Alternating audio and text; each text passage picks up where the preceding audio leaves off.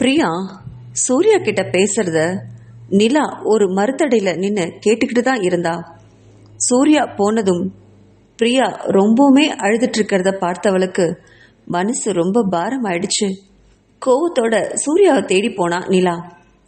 சூர்யா, நீங்க பண்றது கொஞ்சம் கூட சரியில்லை. சித்தார்த் எங்க? என் கண்ணில் கூட சித்தார்த்தை நீங்க காட்ட மாட்டீங்களா?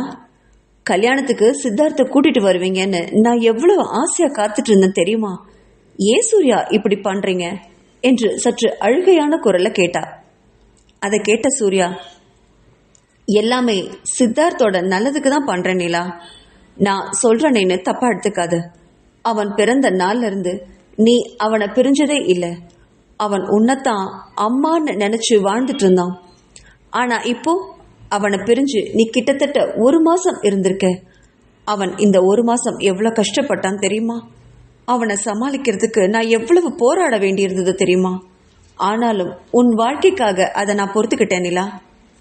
அவன் பெற்ற தாய் பிரியா கிட்ட கூட அவ்வளவு அன்பா அவன் இருந்ததே இல்லை, இருக்க நான் விட்டதும் இல்லை என்று வருத்தமான குரல்ல சொன்னவன் ஒரு வினாடி மௌனமா இருந்தான்.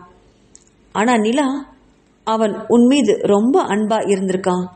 ஆனா நீ இங்க வந்த பிறகு ஒரு தடவை கூட சித்தார்த்து கிட்ட பேசாம இருந்தது எனக்கு ரொம்ப பெரிய அதிர்ச்சியை கொடுத்துருச்சு. ஆனா அதையும் நான் சித்தார்த்துக்கு நல்லதுன்னே நினைச்சேன்.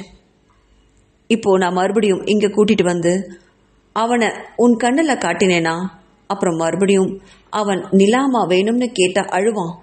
மறுபடியும் அவனை பழைய நிலைமைக்கு கொண்டு போக முடியாது நிலா. என்னை தப்பா எடுத்துக்காத. சித்தார்த்த எந்த பாசத்துக்கும் அடிமையாக்க நான் விரும்பல என்று சொன்னதும் நிலா துடிச்சு போனா. என்னை மன்னிச்சிடுங்க சூர்யா, என் சுயநலத்துக்காக சித்தார்த்த ரொம்ப கஷ்டப்படுத்திட்டேன் என்றாள். அப்படி சொல்லாத நிலா, சித்தார்த் நல்லா தான் இருக்கான். எனக்கு என்ன பயம்னா, எல்லாரும் அம்மா அம்மான்னு வந்து என் பையனோட அன்பையும் பாசத்தையும் ஒன்றும் இல்லாம ஆக்கிடுவாங்களோன்னு பயமா இருக்கு. அதனால அவனை இந்த பாசத்துக்கிட்ட இருந்து கொஞ்சம் தள்ளி வைக்கிறேன், அவ்வளவுதான்.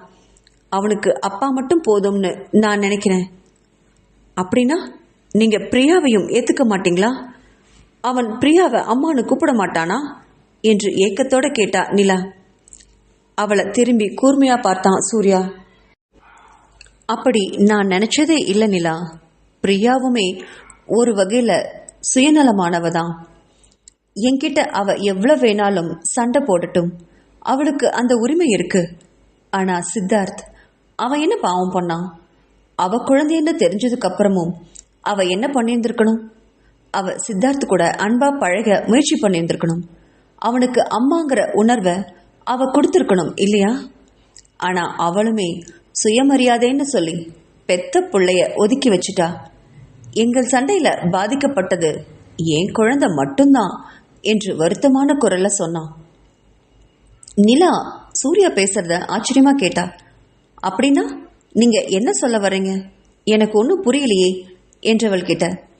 இதை பத்தி நானே உன்கிட்ட பேசணும்னு நினைச்சேன். இப்போ கல்யாண வேலை அதிகமா இருக்கிறதுனால என்னால இதை பத்தி பேச முடியல நிலா.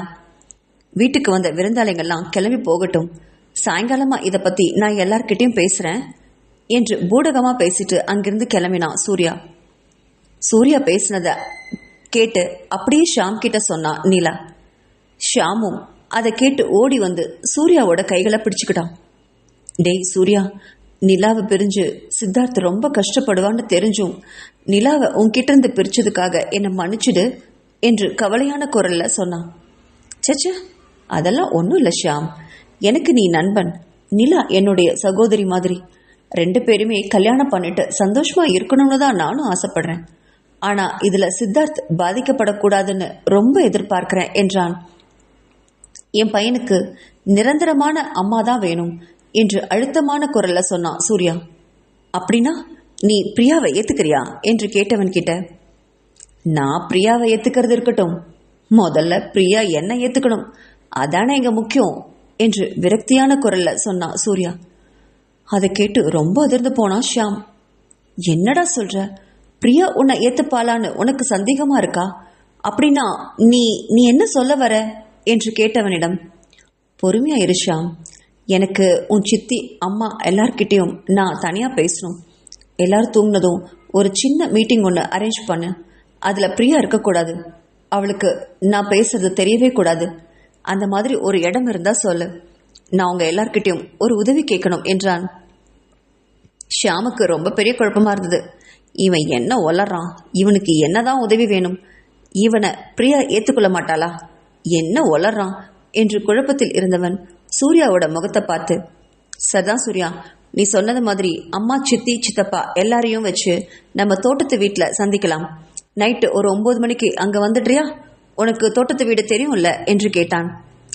அதை கேட்ட சூர்யா, எனக்கு தெரியும் ஷியாம், நான் வந்துடுறேன் என்றபடி அங்கிருந்து போனான். ஷியாம் சொன்னது மாதிரி 9 மணி அளவில் தோட்டத்து வீட்டுக்கு சென்றான் சூர்யா. அங்க நிலா, ஷியாம், குருமாறன், சாவித்ரி, சிவகாமி எல்லாருமே சூர்யாவுக்காக காத்துட்டு இருந்தாங்க. அவன் வர்றதுக்குள்ள சிவகாமி ஷியாம திட்டிட்டு இருந்தா. என்னடா ஷியாம், இவன் ஒரு நல்ல வாய்ப்பு கிடைச்சிருக்கு, இப்படி பண்றானே. குழந்தை சித்தார்த்த அவன் கூட்டிட்டு வருவான்னு எவ்வளவு ஆசையா காத்துட்டு இருந்தேன். அப்படி கூட்டிட்டு வந்திருந்தா இந்நேரம் பிரியாவோட அம்மா கிட்ட அவனை காட்டி ஏதாவது கொஞ்சம் முயற்சி பண்ணி பார்த்துருந்துருக்கலாம். இப்படி யாரையும் நம்பாம அழிச்சாட்டியம் பண்றானே உன்னோட அருமை நண்பன். இதுல எதுக்குடா எங்களை கூப்பிட்டு மீட்டிங் வேற வைக்கிறான் என்று அழுத்து கொண்டாள் சிவகாமி. எனக்கும் அதை பத்தி ஒன்றும் தெரியாதும்மா. நான் சூர்யா கிட்ட சித்தார்த்தை அழைச்சிட்டு வரும்படி தான் சொல்லியிருந்தேன். ஆனா இவ்வளோ தூரம் கூட்டிட்டு வந்தவன் இங்க பக்கத்துல ஒரு பெரிய ஹோட்டல்ல சித்தார்த்தை தங்க வச்சுட்டு அவன் மட்டும்தான் இங்க தனியா வந்துட்டு இருக்கான். என்னை என்னம்மா பண்ண சொல்றீங்க என்று கேட்டான் ஷியாம். என்னமோ போடா, இந்த புருஷனும் பொண்டாட்டியும் சேர்ந்து ஒரு சின்ன பிரச்சனையை ஊதி ஊதி பெருசாக்கிட்டு இருக்காங்க என்று சலிச்சுக்கிட்டா சாவித்ரி. குருமாரனுக்கும் சாவித்திரியும் சிவகாமியும் சொல்றது சரினே பட்டுச்சு. கணவன் மனைவிக்குள்ள 1000 பிரச்சனை இருந்தாலும் அதை சரி செஞ்சு வாழ வேண்டாமா? இந்த அளவுக்கா ஒரு பையன் இருப்பான் என்று வருந்தினார் குருமாறன். அப்ப அங்கு வந்து சேர்ந்தான் சூர்யா. அவனை பார்த்த சிவகாமி, வாடா சூர்யா, எப்பவும் போல நீ மட்டும்தான் வந்திருக்கியா, இல்ல சித்தார்த்தையாவது இங்க கூப்பிட்டு வந்தியா என்று கேட்டதும், இல்லம்மா நான் மட்டும்தான் வந்திருக்கேன் அப்படின்னு சொல்லி அங்கிருந்த நாற்காலியில ஒன்று உட்கார்ந்தான். அவனுடைய இறுகிய முகத்தை பார்த்த ஷியாம், என்னாச்சு சூர்யா, எதுக்காக இங்க எல்லாரையும் வர சொன்ன சொல்லு என்று கேட்டான். சூர்யா அதுக்கு எதுவுமே பேசாம எல்லாரையும் ஒரு தடவை சுத்தி பார்த்துக்கிட்டு தலை குனிஞ்சான். பொறுத்து பார்த்து சிவகாமி, ஏண்டா சூர்யா, உன் மனசுல அப்படி என்னதாண்டா நினைச்சிட்டு இருக்க? பொண்டாட்டி புள்ள கூட நீ சந்தோஷமா வாழலாம்னு உனக்கு எண்ணம் இருக்கா இல்லையா? இப்படி சித்தார்த்த பிரியாவோட கண்ணிலேயே காட்டாம எத்தனை நாளைக்கு மறைச்சு வைக்க போற? இந்த பிரச்சனைக்கு தீர்வுன்னு ஒன்று வர வேண்டாமா? குழந்தைய நீ கூட்டிட்டு வந்தாதானடா உன் சந்தேகத்துக்கெல்லாம் விட கிடைக்கும். மாதவிக்கும் சுயநினைவு வரும். அவளும் பிரியாவை பத்தின உண்மையெல்லாம் உன்கிட்ட சொல்லுவா. பிரச்சனை தீரும் இல்லையாடா? ஏண்டா இப்படி பண்ற என்று அங்கலாய்த்தாள் சிவகாமி. சிவகாமியின் வார்த்தைகள் ஒவ்வொன்றுமே சூர்யாவோட மனசை ஆழமா குத்துச்சு. ஆனா அவன் தலை நிமிரவே இல்லை. அவனுடைய விரல்கள் ஒன்றோடு ஒன்று இறுக பிணைஞ்சிருந்தது. கண்கள்ல இருந்த வேதனையை மறைக்க முயன்றாலும் அங்கிருந்த எல்லாருக்குமே அது நல்லாவே தெரிஞ்சது. சில நொடிகள் அமைதியா இருந்தது அந்த வீடு. பிறகு மெதுவா எழுந்து நின்னான் சூர்யா. அம்மா, நான் ஏன் சித்தார்த்த கூட்டிட்டு வரலன்னு நீங்க கேக்குறீங்கல்ல, அதுக்கு ஒரு பெரிய காரணம் இருக்கு. அந்த காரணத்தை கேட்ட பிறகு என்னை யாரும் தப்பா நினைக்க மாட்டீங்களே என்று கேட்டான்.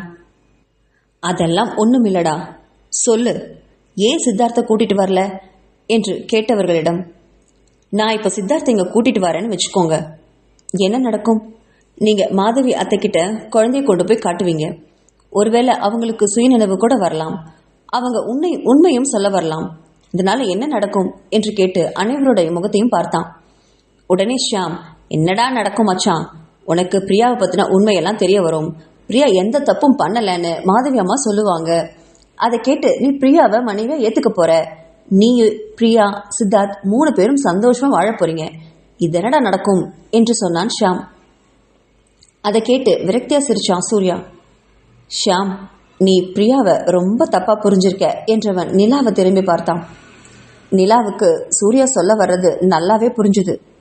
உண்மை தெரிஞ்சா பிரியா சித்தார்த்த கூட்டிட்டு சூர்யாவோட கண்களுக்கு புலப்படாம எங்கேயாவது போயிடுவா என்று மெதுவான குரல்ல சொன்னான் நிலா.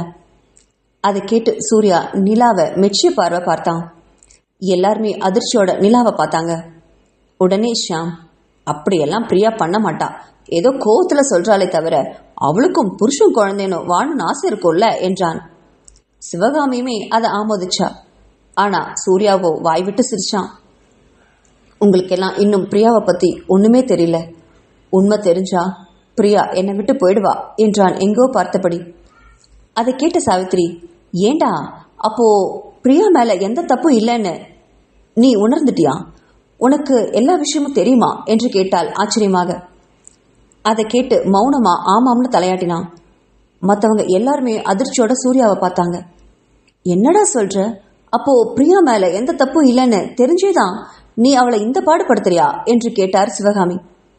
உடனே அதை கேட்டு மௌனமா ஒரு வினாடி தலை குனிஞ்சவன், அம்மா எனக்கு பிரியா மேல எந்த தப்பும் இல்லைன்னு ரொம்ப நாளைக்கு முன்னாடியே தெரியும் என்றான். அதை கேட்டு முழுவதுமே அதிர்ச்சியான ஷியாம், எப்படா தெரியும், எப்படா தெரியும் என்று கேட்டவனிடம், நீ அன்னைக்கு காசியை என் வீட்டுக்கு கூட்டிட்டு வந்தியே, அன்னைக்கே தெரியும் என்றான். அப்படின்னா காசி கிட்ட போய் நீ இதுக்கப்புறம் விசாரிச்சியா என்று கேட்டான். ஆமாம்னு மௌனமா தலையாட்டினான்.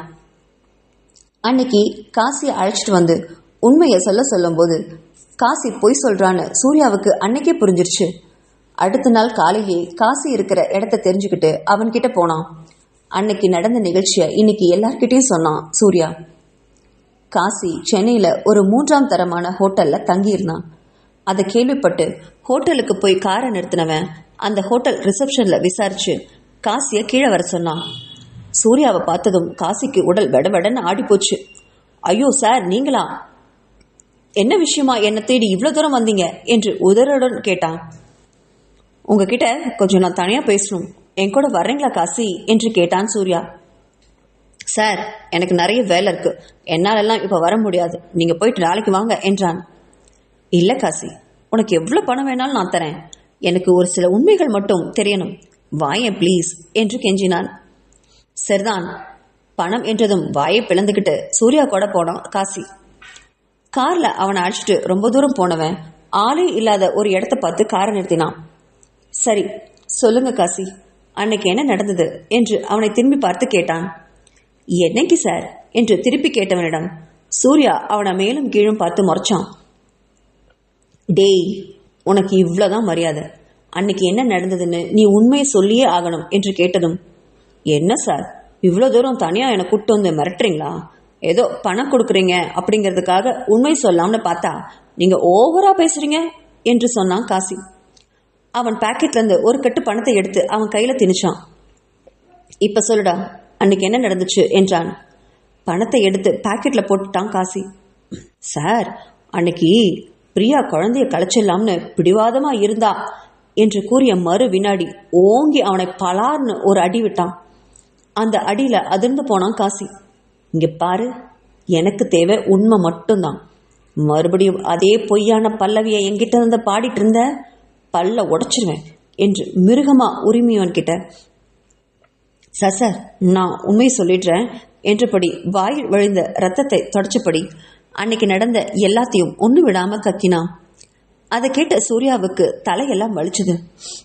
அப்படின்னா குழந்தை வளர்ந்ததே பிரியாவுக்கு தெரியாதா?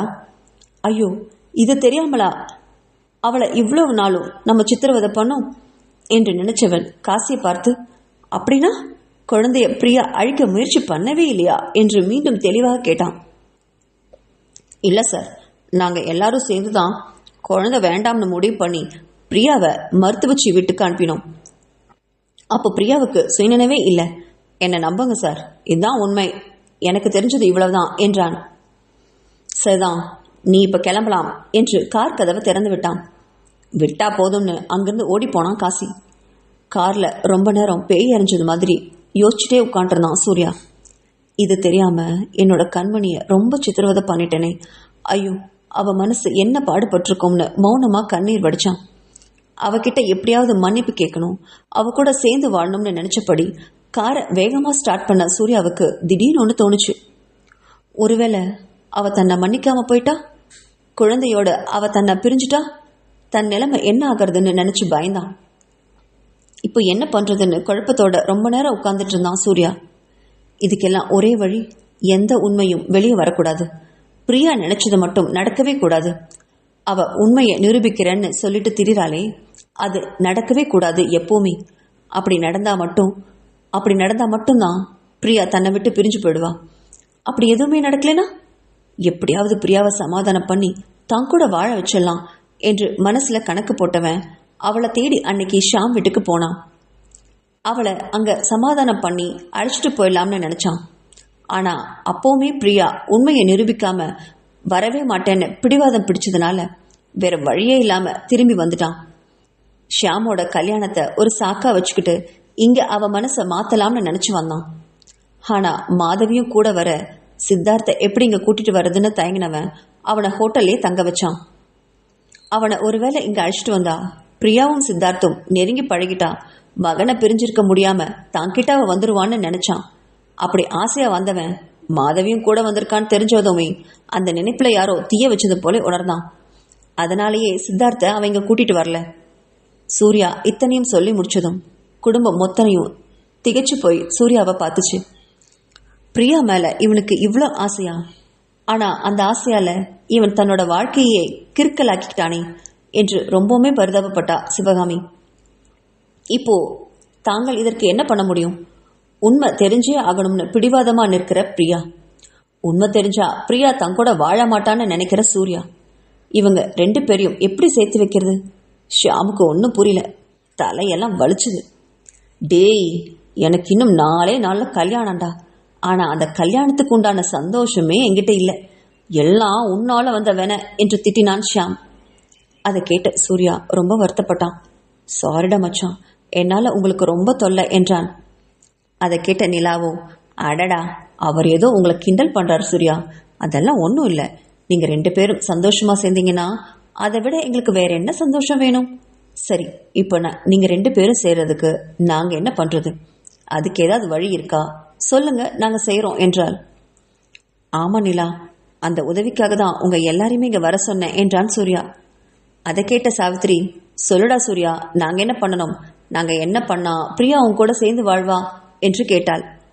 அடுத்து சூர்யா சொன்ன அந்த உதவியை கேட்டு குடும்பத்தினர் எல்லாருமே ரொம்பவுமே அதிர்ச்சியாகி அந்த அதிர்ச்சியோட எல்லைக்கே போனாங்க. ரொம்ப நேரம் குடும்பத்தினர் எல்லாருமே ஆடி போய் உட்கார்ந்துட்டு இருந்தாங்க. முதல்ல தெரிஞ்சவர் சிவகாமி தான். டேய் லூசாடா நீ, இப்படி ஒரு உதவிய கூச்சமே இல்லாம எங்க கிட்ட கேட்கிறியே, உனக்கெல்லாம் மனசாட்சியே இல்லையாடா என்று திட்டினாள் சிவகாமி. சாவித்திரியும் அதை ஆமோதிச்சா. பாவண்டா அந்த பிரியா பொண்ணு, உன் கூட பழகின பாவத்துக்கு இன்னும் எத்தனை சித்திரவதை தான் அவ அனுபவிக்கணுமோ தெரியல. நீ பண்றதெல்லாம் கொஞ்சம் கூட நியாயமே இல்லடா சூர்யா என்று ஆத்திரத்தோட கத்தினா சாவித்திரி. எல்லாத்தையும் கேட்ட நிலாவோ, சூர்யா, நான் கூட நீங்க மாறிட்டீங்க, பிரியாவை மனப்பூர்வமா ஏத்துக்கிட்டீங்கன்னு நினைச்சேன். இப்படி ஒரு உதவியை எங்ககிட்ட கேட்குறீங்களே, இதை செஞ்சா பிரியாவோட மனசு எவ்வளோ வேதனைப்படும். அந்த கஷ்டத்தை மறுபடியும் அவளுக்கு கொடுக்க பார்க்குறீங்களா? இது எந்த விதத்துல நியாயம் என்று கண்கள்ல நீரோட கேட்டா நிலா. ஷியாமோ ஆத்திரத்தோட எல்லைக்கே போயிருந்தான். ஏண்டா, நீ பிரியாவை உண்மையாத்தான் காதலிக்கிறியா இல்ல காதலிக்கிற மாதிரி எங்ககிட்ட நடிக்கிறியாடா? நான் அன்னைக்கே அவளை கல்யாணம் பண்ணிக்கிறதுக்கு முன்னாடியே சொன்னேன், பிரியாவை நல்லபடியா பார்த்துக்கோன்னு. அப்போ மண்டை ஆட்டிட்டு அவளை மறுபடியும் சித்திரவதை தானடா பண்ண. இப்போ மறுபடியும் பிளான் ஏதாவது வச்சிருக்கியா? நீ அவளை ஏண்டா இந்த பாடுபடுத்துற என்று ஆத்திரமா கேட்டான். அங்கிருந்த குருமாரனும், தம்பி, நான் சொல்றேன்னு தப்பா எடுத்துக்காதீங்க. என்ன இருந்தாலும் நீங்க பண்றதெல்லாம் ரொம்ப அதிகபட்சம். பாவம் அந்த பொண்ணு. நீங்க சொல்ற உதவியை நாங்க செஞ்சோம்னா அந்த பொண்ணு மனசு எவ்வளவு நொந்து போயிடுவா தெரியுமா என்று பிரியாவுக்காக பரிதாபப்பட்டாரு. எல்லார் திட்டுறதையும் பொறுமையா கேட்டுட்டு இருந்த சூர்யாவுக்கும், நீங்க எல்லாரும் என்ன தப்பா புரிஞ்சிட்டு இருக்கீங்க. பிரியாவை நான் உயிருக்கு உயிரா காதலிக்கிறேன். ஆனா அவ என்னை விட்டு வீம்பா பிரியக்கூடாதுன்னு நினைக்கிறேன். அவ என்ன எவ்வளோ காதலிக்கிறான்னு எனக்கு நல்லா தெரியும். ஆனா அவ கூட நீங்க எல்லாம் பலமா நிக்கிறீங்க. அதனால தான் அவ என்கிட்ட வரவே மாட்டேங்கிறா. பிரியா உங்க எல்லாரையும் விட நான் தான் பெருசுன்னு நினைக்கணும். அவ என்னை தேடி வரணும். அவ என்னை விட்டு எப்பவுமே பிரியக்கூடாது. அதுக்காக தான் இதெல்லாம் உங்களை பண்ண சொல்றேன் என்றான். டேய் முட்டாள், அதுக்காக நாங்க அவளை கொடுமைப்படுத்தணும்னு சொல்றியே, உனக்கு அறிவுங்கிறதே இல்லையாடா?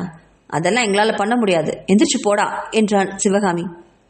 அதை கேட்ட சூர்யா மனம் நொந்து போனான். நீங்க யாருமே நான் சொல்றதை கேட்க போறதில்ல, அப்படித்தானே? சரி, இனி என் வாழ்க்கையில நடக்கிறது நடக்கட்டும். நான் சித்தார்த்தை கூட்டிட்டு சென்னைக்கே போறேன். நீங்களே கடைசி வரைக்கும் பிரியாவை வச்சு நல்லபடியாக பார்த்துக்கோங்க என்றபடி எழுந்து நின்னான். அதை கேட்ட ஷியாம் திகைச்சே போனான். டேய் சூர்யா, உட்காருடா, உனக்கு என்னடா அவ்வளோ கோபம், உட்காரு என்று அவனுடைய கைகளை பிடிச்சு அழுத்தி உட்கார வச்சான். இப்போ என்னடா, நாங்கள் நீ சொல்கிறபடி கேட்கணும் அவ்வளோதானே என்றவன் மற்றவர்களை திரும்பி பார்த்தான். சிவகாமியும் சாவித்திரியும் ஒன்றும் பேசாமல் மௌனமாக இருக்க நிலாவோ மறுப்பாக தலையாட்டினா வேண்டாம்னு. வேற வழி இல்லை நிலா, அவங்க 2 பேரையும் சேர்த்து வைக்கிறது, இதை நம்ம பண்ணி தான் ஆகணும். இப்போ என்னடா, பிரியாவை நாங்கள் எல்லாரும் சேர்ந்து கொடுமை பண்ணணும் அவ்வளோதானே என்று கேட்டவனிடம் ஆமாம் என்று தலையசைச்சான். சாவித்திரி அம்மாவும் சிவகாமி அம்மாவும் அவளை பண்ணுற சித்திரவதையில் அவள் புருஷனோட அருமை தெரிஞ்சு என்கிட்ட வரணும். நீயும் நிலாவும் அவளை ஒதுக்கி வைக்கணும். எந்த ஒரு நல்ல காரியத்துக்கும் அவளை கூப்பிடக்கூடாது. இதை நீங்கள் பண்ணும் பொழுது அவளுக்கு என் பக்கம் வரணும்னு ஆசை வரும். அதை சாக்கா வச்சு நான் என்கிட்ட அவளை தக்க வச்சுப்பேன்.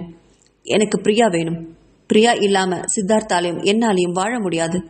கல்யாணம் வரைக்கும் நீங்கள் அவளை படுத்துகிற பாட்டில் அவள் என்கிட்ட ஓடி வந்து என் மார்பில் சாயணும். அந்த ஒரு வினாடி போதும். அவளை அப்படியே காரில் தூக்கி அள்ளி போட்டுட்டு என் குடும்பத்தோட சந்தோஷமாக வாழ்கிறதுக்கு நான் கிளம்பிடுவேன் என்றான் சூர்யா கண்களில் கண்ணீரோட. அதை கேட்டு மற்றவர்களுக்கு அவன் சொல்கிறது நடந்தா சந்தோஷந்தான்னு தோணுச்சு. ஆனால் அதுக்காக அந்த அப்பாவி பொண்ணை கஷ்டப்படுத்தணுமேன்னு நினச்சி வருந்தினாங்க. வேற வழி இல்லை, 2 பேரும் சேர்ந்து வாழணும்னா இப்படி தான் செஞ்சாகணும்னு நினச்சவங்க, சரிடா நாளிலேருந்து நாங்கள் என்ன பண்ணணும்னு நீ சொல்லு, நாங்கள் செய்கிறோம் என்றாள் சிவகாமி வெறுத்த குரலில். உடனே சூர்யா அடுத்தடுத்த திட்டங்களை சொன்னான். அனைத்தையும் பொறுமையோட கேட்ட மற்றவங்க மனசில் வேதனை மட்டும்தான் இருந்தது.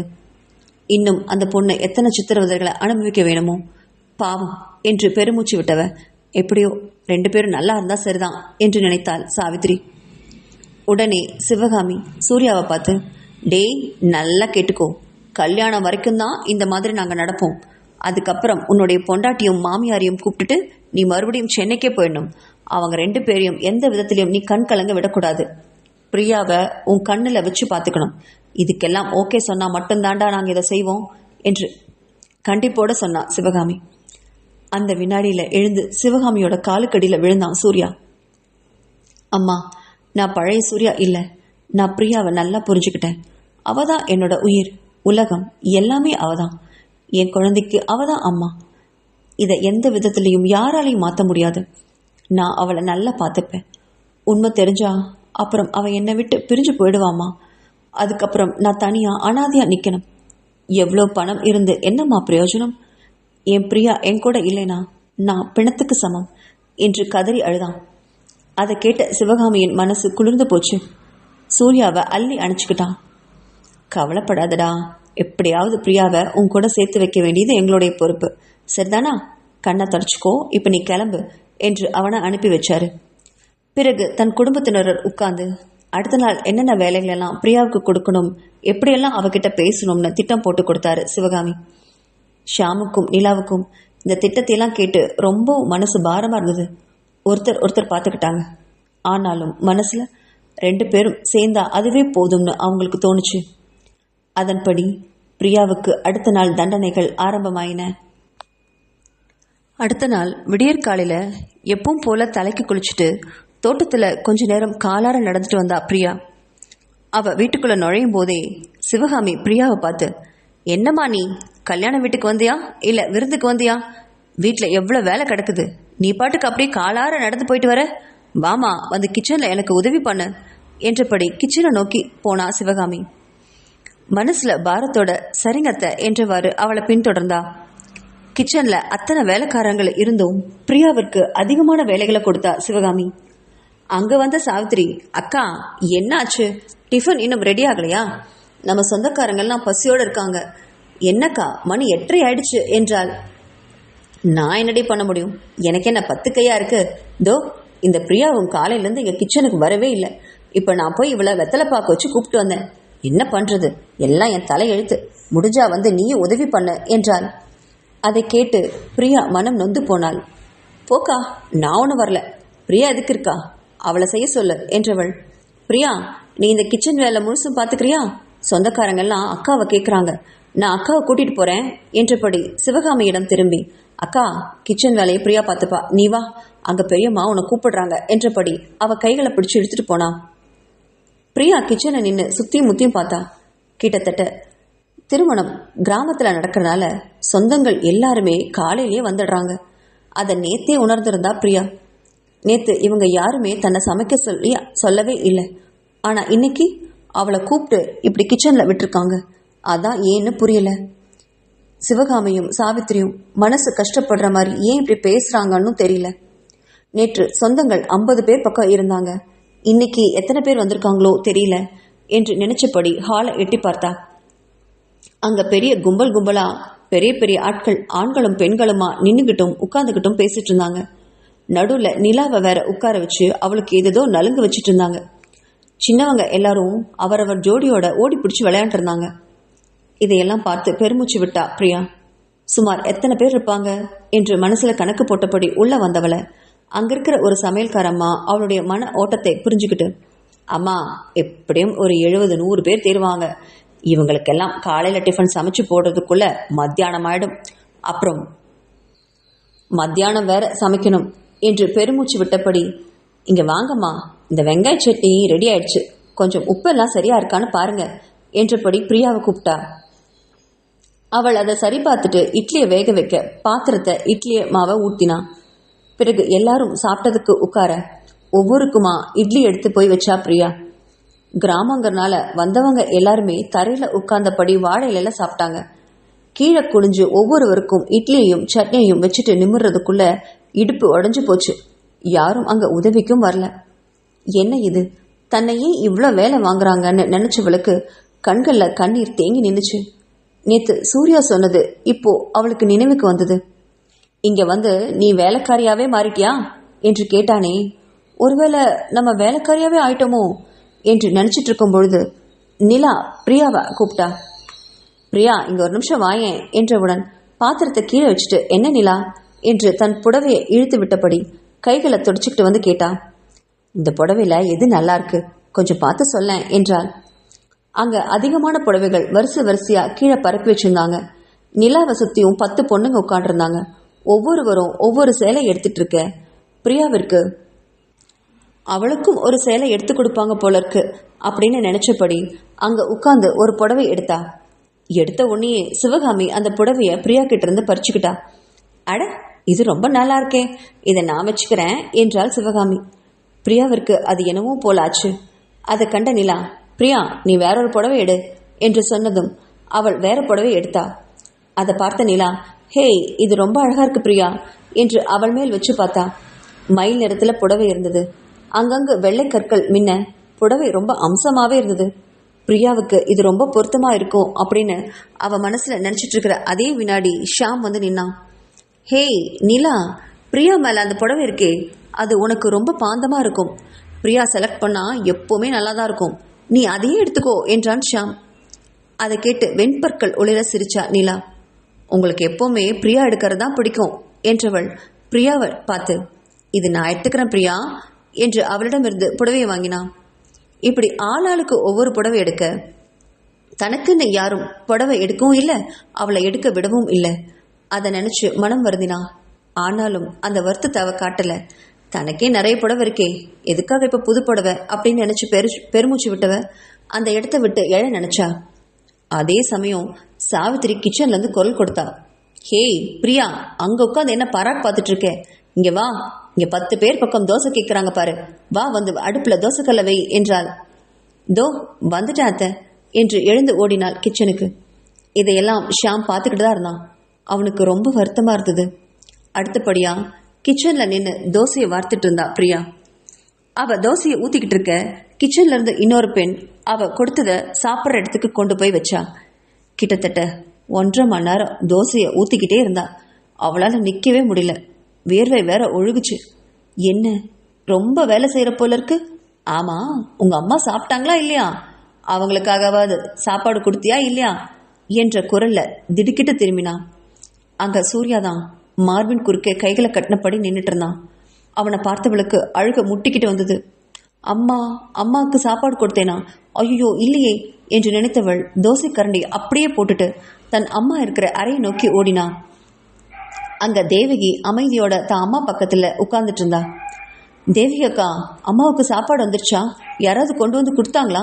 அம்மா சாப்பிட்டாங்களா என்று கவலையான குரல்ல பதட்டமா கேட்டா. அதை கேட்டு உதட்ட பிதிக்கினா தேவகி. இன்னும் யாரும் வரலம்மா. நான் கிச்சன் பக்கம் போய் கேட்டேன். அவங்க அப்புறமா வான்னு சொல்லி அனுப்பிச்சிட்டாங்க. பாவம், அம்மாவுக்கு எப்பவுமே 8 மணிக்கு சாப்பாடு கொடுத்துடணும். டேப்லெட் வேற இருக்குல்ல. ஆனா இன்னைக்குன்னு பார்த்து அவங்க காலையில சாப்பாடும் சாப்பிடல, மருந்தும் சாப்பிடல. மணி இப்பவே 10:30 ஆயிடுச்சு என்று வருத்தத்தோட சொன்னான். அதை கேட்டு தவிச்சு போனா பிரியா. ஓடி போய் கிச்சனுக்கு போய் 2 தோசையை ஊற்றி எடுத்துட்டு வந்து தன் அம்மா அரை பக்கம் ஓடி போனான். அக்கா, நீங்க போய் சாப்பிடுங்க, நான் அம்மாவுக்கு ஊட்டி விட்டுடுறேன் என்று சொன்னவள்கிட்ட நன்றியோட தலையை ஆட்டியபடி விலகி போனா தேவகி. ஏன்னா அவளுக்கும் பசி ரொம்ப எடுத்தது.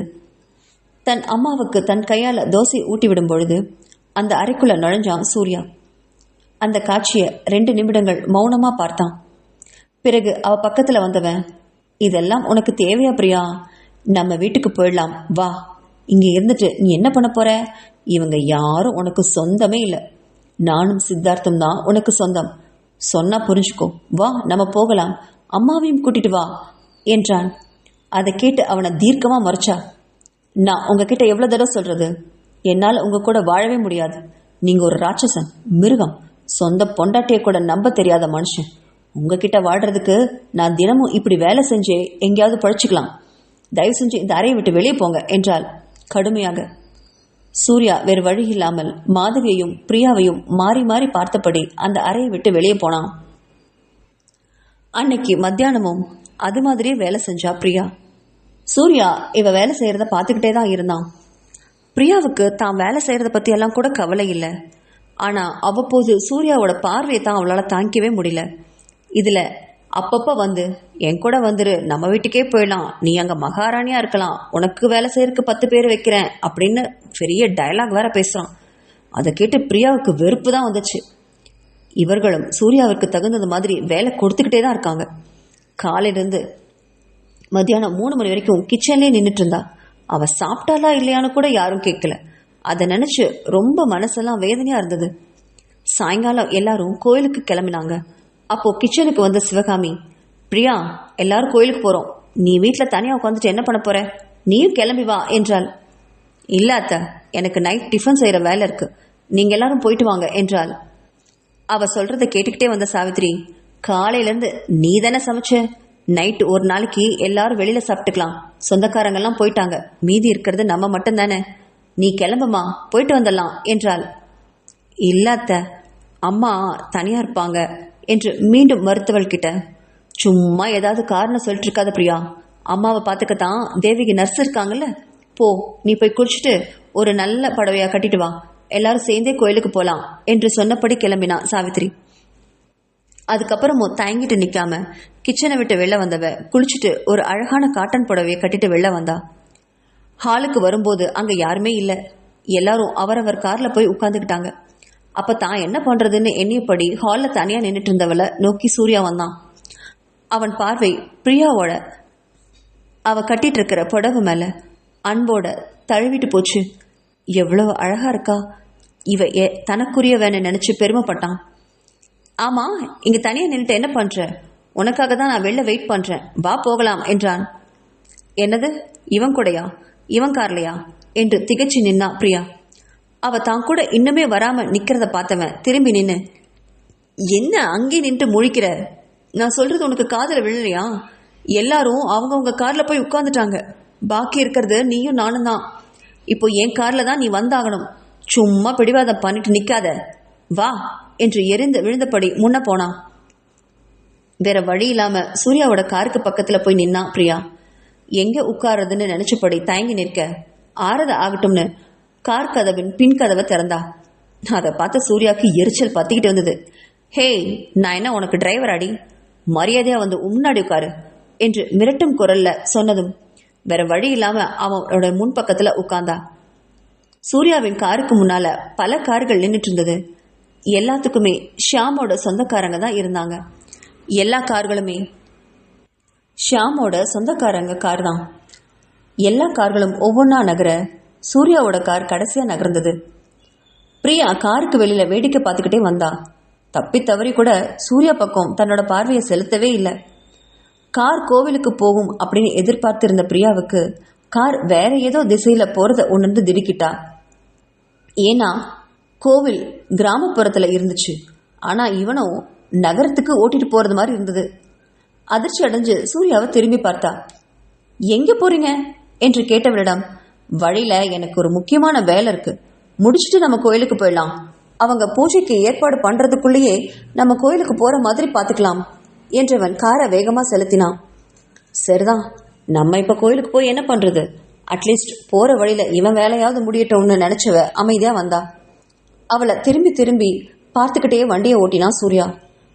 அவன் பெரிய ஹோட்டல்ல வண்டியை செலுத்தவும் ஆச்சரியமா அவளை திரும்பி பார்த்தான். பிறகு காரை பார்க் பண்ணிட்டு அவ பக்கம் வந்து கார் கதவை திறந்து விட்டான். இறங்கு என்றான். நான் எதுக்கு? உங்க பிசினஸ் விஷயமா நீங்க வந்திருக்கீங்க, நான் கூட வந்து என்ன பண்றது? நீங்க போய் பார்த்துட்டு வாங்க, நான் கார்லயே வெயிட் பண்றேன் என்றாள். அட பரவாயில்ல, நீயும் வா, நீ வந்தாதான் சரியா இருக்கும் என்றவன் பிரியாவை அழைச்சிட்டு ஹோட்டலுக்குள்ள போனான். ஹோட்டல் நல்லா 5 ஸ்டார் ஹோட்டல் போல இருந்தது. பிரம்மாண்டமான மாளிகை மாதிரி. அந்த காட்சியை ரசிச்சுக்கிட்டே உள்ள போனான். சூர்யா ஏதோ ஹோட்டலோட அறை வாசல்ல நின்னபடி கதவு திறக்க பிரியா அதிர்ந்தே போனான். இது என்ன ரூம் மாதிரி இருக்கு, இவன் என்ன தன்னோட ரூமுக்கா கூட்டிட்டு வந்திருக்கான் என்று நினைச்சவ உள்ள வரவே மறுத்தா. அட நான் ஒன்னும் பண்ண மாட்டேன், உள்ள வாடி என்றபடி அவளுடைய கைகளை பிடிச்சு உள்ள இழுத்துட்டு வந்து கதவை சாத்தி சாவியை போட்டு லாக் பண்ணான். அவன் செய்கையை பார்த்து அதிர்ச்சி அடைஞ்சா பிரியா. என்ன பண்றீங்க சூர்யா?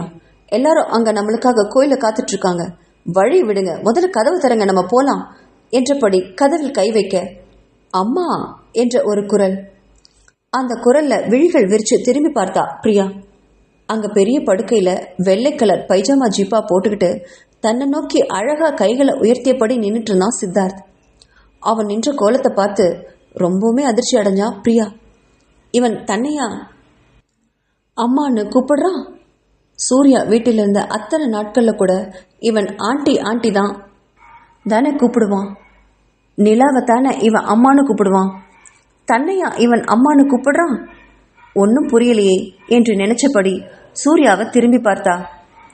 அங்க சூர்யா மார்பின் குறுக்க கைகளை கட்டினபடி, அவன் உன்னைத்தான் கூப்பிடுறான், போ என்றான். அந்த ஒரு வினாடி தன்னையும் மறந்தா பிரியா. ஓடிப்போய் அவனை வாரி அணைச்சுக்கிட்டா. முத்தங்களை வாரி வழங்கினான். இன்னும் ஒரே ஒரு தடவை அம்மானு கூப்பிடுற செல்லம் என்று கெஞ்சினான். அவன் நொடிக்கு நொடி அம்மா அம்மான்னு கூப்பிட அவளால அந்த மகிழ்ச்சியை தாங்க முடியல. ஆனந்தத்துல கண்ணீரே வந்தது. அவங்க 2 பேரும் அப்படி நிக்கிறத ஒரு நெகிழ்ச்சியோட பார்த்துட்டு இருந்தான் சூர்யா. பிரியா ஒருவாறு தன் அழுகையை கட்டுப்படுத்தின உடனே, சரி போதும் பிரியா, போய் பாத்ரூம்ல போய் ஃபேஸ் வாஷ் பண்ணிட்டு வா என்று சொன்னவன் அத்தனை நேரமும் சூர்யாவையும் பிரியாவையும் ஒரு திகைப்போட பார்த்துக்கிட்டு இருந்த அந்த கேர்டேக்கர் பெண்ணை கூப்பிட்டான். உங்க உதவிக்கு ரொம்ப நன்றி, இனி இங்க நீ தேவைப்பட மாட்ட என்று சொல்லி அவ கையில ஒரு பணக்கவரை கொடுத்தான். அதை பார்த்தபடியே பாத்ரூமுக்கு போய் முகத்தை நல்லா கழுவிட்டு வெளியில வந்தா பிரியா. அவ வந்ததும் மீண்டும் அவகிட்டயே தாவினான் சித்தார்த். அவனை அன்பா தூக்கிக்கிட்டா பிரியா. 2 பேரையும் பார்த்து, சரி சரி, அம்மாவும் பையனும் கொஞ்சினது போதும், இனி கோயிலுக்கு போலாமா என்று கேட்டான் சூர்யா.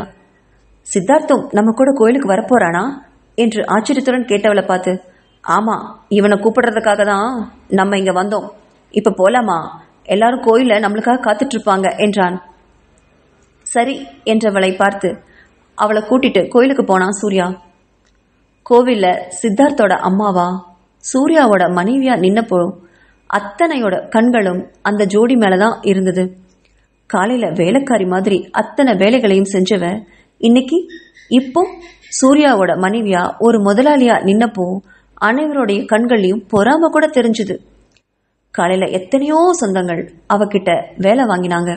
ஏய், அதை கொண்டு வா, இதை கொண்டு வா, இந்த தோசை என்ன இப்படி இருக்கு அப்படி இருக்கு, இந்த சட்னியில உப்பு ஏன் இவ்வளவு கம்மியா இருக்கு, அப்படியெல்லாம் கேட்டவங்க எல்லாரும் இப்போ சூர்யா பக்கத்துல அவளை பார்த்ததும் வாயடிச்சு போய் நின்னாங்க.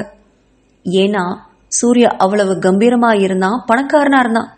பட்டு வேஷ்டி பட்டு சட்டையில அம்சமா இருந்தவனை கண்குளிர பார்த்தா பிரியா. அதே போல இவளும் காட்டன் சேலையில ரொம்ப அழகா இருந்தா. இவங்க 2 பேர் ஜோடி பொருத்தத்தை தகுந்த மாதிரி பிரியாவோட கையில இருந்த குழந்தை சித்தார்த் அப்பப்பா அழகு என்றால் கொள்ளை அழகுதான். சிவகாமியும் சாவித்திரியும் அவங்க 3 பேரையும் ஒன்னா நிக்க வச்சு திருஷ்டி கழிச்சாங்க. கோவில்ல தனக்குன்னு தனி மரியாதை கொடுத்தாங்க. அப்பதான் அவ மனசுல ஒன்னு தோணுச்சு. கணவன் பக்கத்துல இருந்தாலே மனைவிக்கு கிடைக்க வேண்டிய அத்தனை மரியாதையும் கிடைக்குதே, அது எப்படி? ஒருவேளை தான் மேல தவறு இல்லைன்னு நிரூபிச்சதுக்கு அப்புறம் சித்தார்த்த அழைச்சிட்டு நம்ம தனியா போனா இந்த மரியாதையும் கௌரவமும் நமக்கு கிடைக்குமா என்று அவ மனசுல ஒரு பெரிய கேள்விக்குறி உருவானது பிரியாவுக்கு. இந்த கேள்விக்குரியத்தான் சூர்யாவும் விரும்பினான். அவனுக்கு நல்லா தெரியும், ஒரு நாள் இல்லைனாலும் ஒரு நாள் பிரியா தான் மேல எந்த தப்புமே இல்லைன்னு கண்டிப்பா நிரூபிப்பா. அப்போ அவகிட்ட தான் கேட்கிற மன்னிப்பை ஏத்துக்கிட்டு தான் கூட வாழணும். அதுக்காக தான் சூர்யா இத்தனை வேலைகளையும் செய்கிறான். இப்போ பிரியாவோட முகத்துல இருந்த சந்தோஷத்தை பார்த்து தான் திட்டமிட்டது பழிக்க போகுதுன்னு நினைச்சு கர்வம் அடைஞ்சான் சூர்யா.